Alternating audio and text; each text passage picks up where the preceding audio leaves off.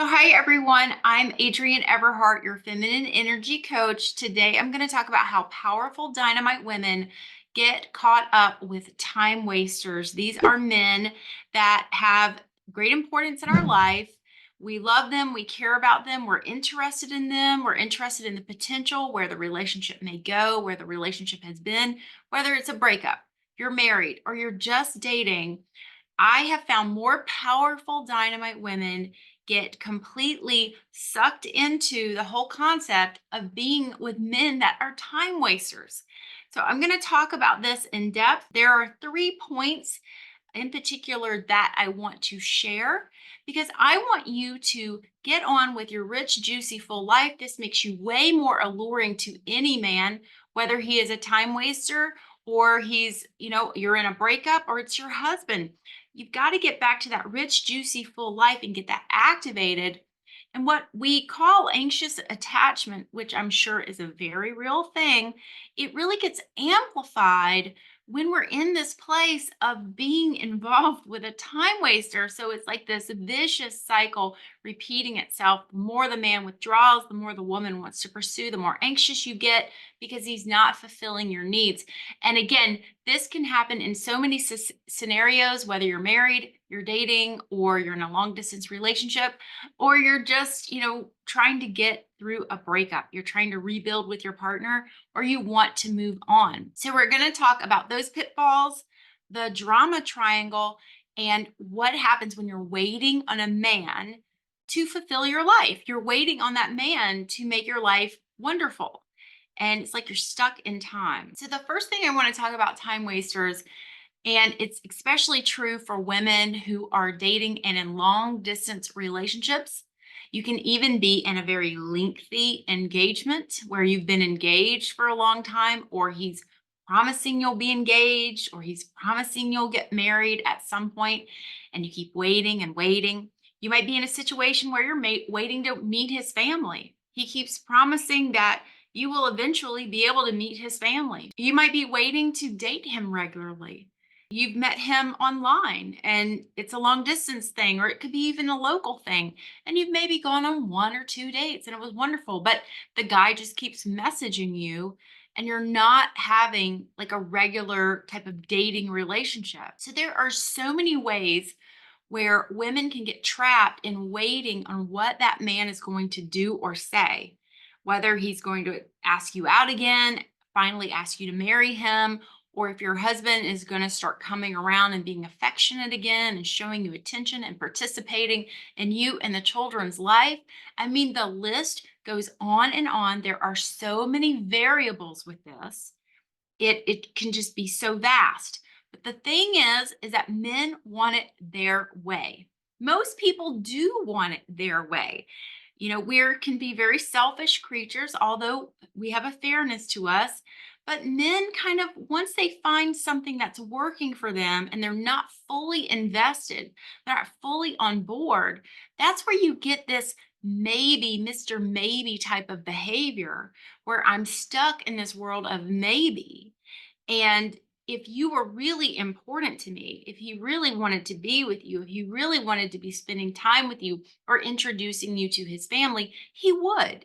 It would just be that simple. So, the first part of this is just noticing if you're in any type of time waster scenario. Now, I'll give you a couple examples from my previous marriage. I had a very lengthy engagement and I kept waiting. I was engaged and I kept waiting for us to get married. And I would often ask him, when are we going to get married? And he would be like, well, we had a really bad argument last month. He always had an excuse. Or as soon as I'm completed this work project. Now, eventually we did get married, but it took a lot of doing and action on my part, and the marriage didn't work out. And that doesn't necessarily have to be the case with you, but it's just an example of how much time and energy and frustration I had waiting. And even with my current husband, sometimes I can get into this, mode with him where, let's say I want to plan a vacation or I want to do something, and he really doesn't want to, or he doesn't want to solve or fix a problem. And he kind of digs his heels in. And so you can get stuck in waiting and think, well, I'll be in my masculine energy if I take action. And that's not necessarily true. You have to keep your life rich and juicy and full and keep your life moving on regards to like making things happen for the man or making him take action. That's where you want to scale back and let that man be responsible for himself. So I hope that this is starting to make sense. This is kind of step one, which is observing. Now, the next one I want to talk about is the drama triangle. All you have to do is Google the words drama triangle, and you'll learn lots about the drama triangle. There's always a victim, there's always a persecutor, and there's always a rescuer. Now, for all of my women in getting back situations, or you're going through heartbreak, or you have a high conflict personality partner, someone that has a lot of drama, a lot of conflict in your life, you will notice probably more often than not, you are blamed for whatever is happening. And they quickly become the victim. They will give you that as an excuse as to why the two of you can't get back together. They'll give you that as an excuse as to why the two of you are not married. I mean, it just goes on and on and on. You have said or done something to me, and I am a victim right now, and I am punishing you. You're in this place. You have been this person who's persecuted me. So there's the victim right there. And that's the case with a lot of men. Or they'll go into persecution mode. Like, you said this to me, like, 6 months ago, or however long. Or they'll hold something over your head, or you should have never looked on my phone in the first place. I mean, it's always something. Again, infinite excuses. But how you get engaged to that drama triangle is that you'll either go into persecuting, saving, or you will become a victim. And you want to just, again, be really aware of where you're becoming the victim or persecuting. So, for example, my first husband who kept promising we would get married and then wasn't coming through, I would be like, don't you love me? Don't you see all the things I've done for you? Don't you see how devoted I am? I would become a victim.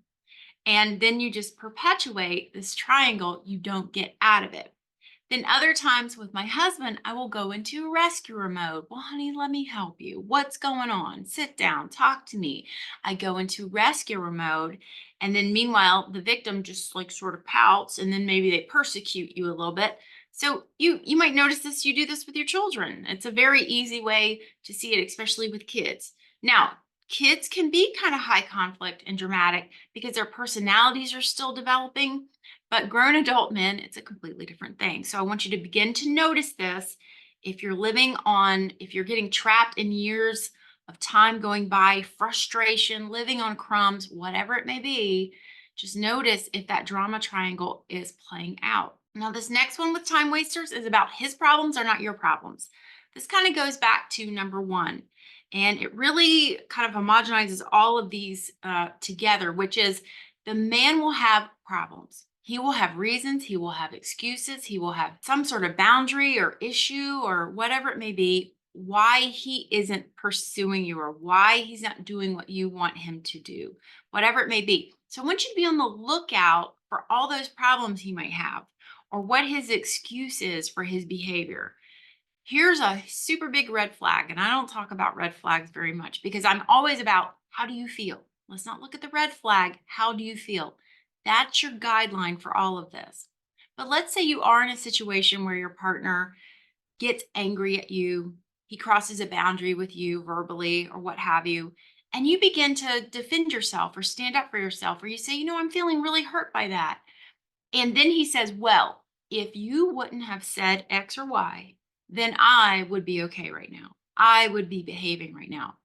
So this is right out of, being an abusive person 101, which is they're going to blame the victim for whatever is going on. Now, here's why I want to use this one as an example, because your bypass out of this is through your feminine energy. It is through you not getting engaged in the drama or his problems, whether it's all his excuses why he can't date you regularly or his excuses why he can't marry you or whatever it may be. Instead of getting involved in that drama, you're just going to notice how you feel. So feminine energy is very much like, how am I feeling about this? So if my partner snaps at me and I want to go into defensive mode, Or, you know what, when you can speak to me in a nice way, I'll talk to you. You're having a little bit of a boundary, but there's still a little bit like, I need you to behave a certain way for me to be okay. And instead, I want you to come up at it from a place of, wow, I feel terrible hearing that. Period. Leave it at that. Don't say anything else. We're not going to rescue. We're not going to defend. We're not going to explain. You're leaving it at this very simple statement. And feminine energy is incredibly succinct when she wants to be. So I want you to begin to practice that, whatever you're feeling. You're not getting engaged. The guy keeps talking about it. How do you feel? He's not taking any action. How do you feel? I feel like this is never going to happen. Okay, but what do you feel in your body? Wow, what do you really feel? Or if your partner is promising to meet you, promising to date you, promising for you to meet his family, how do you feel that this is or is not happening in your life? This is where you have to go into finding what you're feeling in your body. And trust me on this one, ladies, when you can succinctly be able to express this to a man, you're home free. This is where your feminine energy can really begin to help the relationship grow and expand in a positive way that isn't getting him. I talk about those two bulls on the mountaintop, locking horns. Instead, you're succinctly speaking what you need or feel. You're not saying, I feel bad because you said such and such to me. You're just saying, I feel really bad. Or I feel like when you said that to me, so that's not a feeling. That's a whole different sentence that you're saying. You want to get away from time wasters? The best way to do this is refocus on what you're feeling inside your body and observe what the man is doing or saying. Promising words don't mean a thing. They're wonderful when a guy says them. He usually means them when he says them, but you have to look for that action. Masculine energy is all about action. All right, I hope this has been helpful. Thanks for joining me. This was from an I Heart Love Academy private class. See the links below to join my private coaching membership.